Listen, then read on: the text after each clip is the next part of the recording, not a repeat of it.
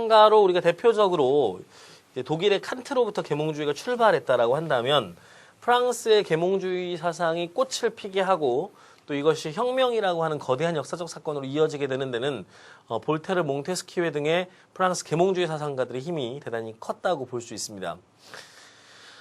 지금 여기에 나와 있는 글귀를 한번 보지요. 볼테르, 나는 당신의 견해에 동의하지 않는다.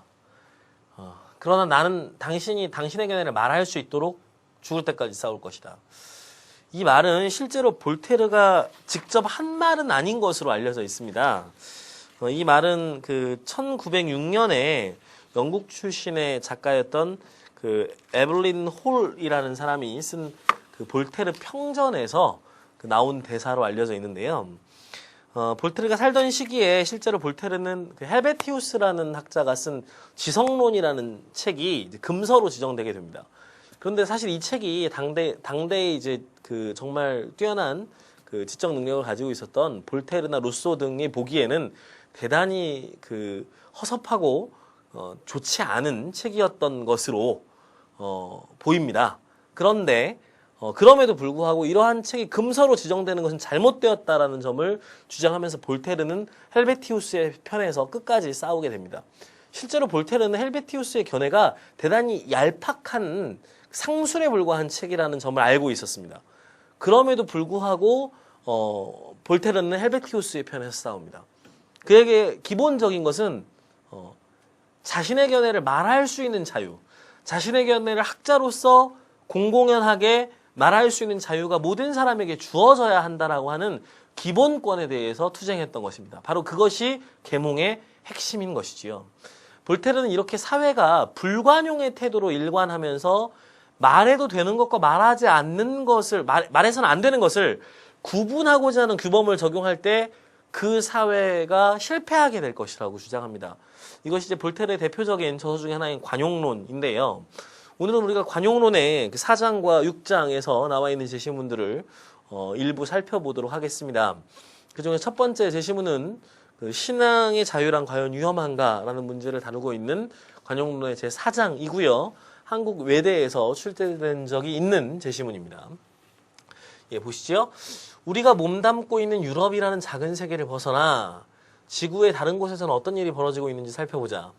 오스만 제국의 황제는 오스만 투르크 얘기하는 것이죠. 서로 다른 종교를 믿는 20개의 부족을 평화롭게 통치하고 있다. 콘스탄티노플에서는 20만에 달하는 그리스 정교도들이 아무런 위험 없이 생활한다.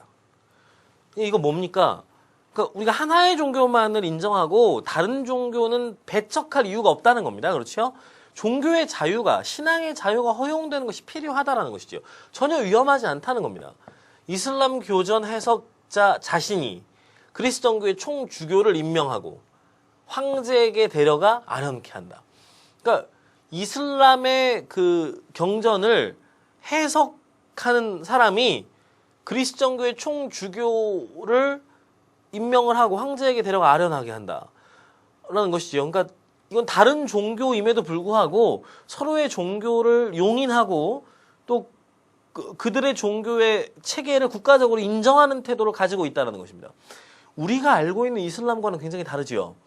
우리는 오늘날 이슬람이라고 하면 우리가 보통 생각을 할 때는 대단히 이렇게 편협하고 근본주의적인 태도를 가진 테러리즘과 연관된 어떤 것으로 잘못 곡해하는 경향이 있습니다. 그러나 실제로 이슬람의 역사 속에서 보면 이슬람은 대단히 개방적인 다양한 종교에 대한 정치적으로 개방적인 태도를 지닌 종교였음도 우리가 확인해 볼 수 있습니다. 이곳에서는 로마 카톨릭이 총대주교를 두는 것 역시 용인되고 있다. 그러니까 로마 카톨릭이 오스만 제국의 영토 안에서 총대주교를 둘 수가 있었습니다.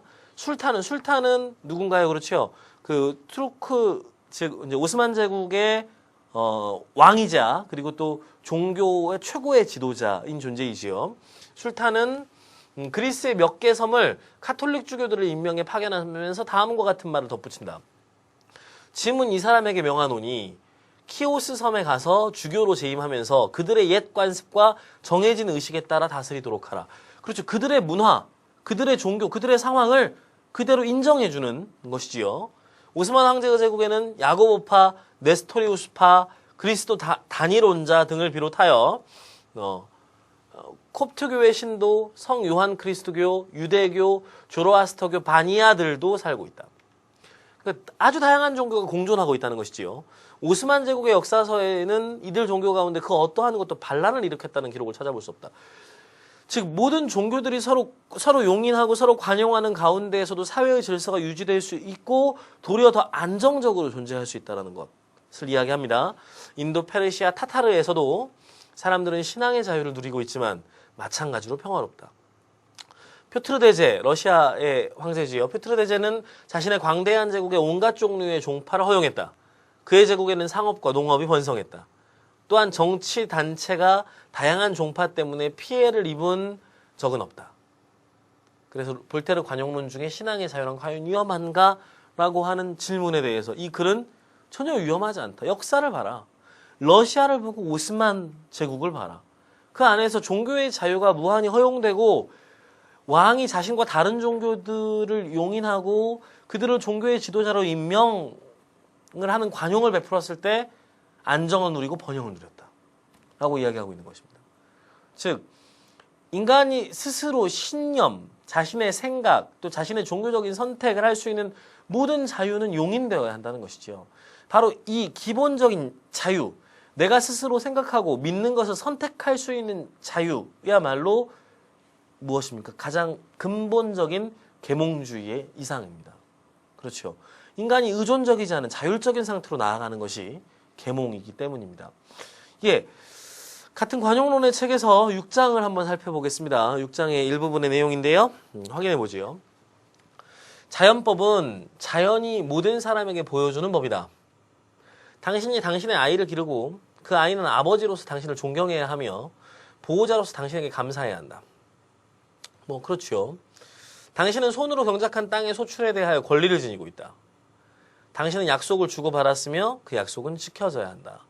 즉 이러한 것들은 우리가 일반적으로 누구나 살아가면서 이제 지키게 되는 지킬 수밖에 없는 자연법의 일부입니다. 그렇죠. 자연이 모든 사람에게 보여주는 법들입니다. 인간의 법은 어떠한 경우에도 이 자연법에 기초하여야 한다.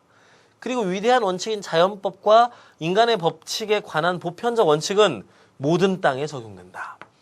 그래서 이 보편적인 원칙이 있다는 겁니다. 자연법과 인간의 법을 관통하는 보편적인 원칙이 있다는 것이지요. 그게 무엇인지 아직은 나오지 않았습니다. 확인해 보지요.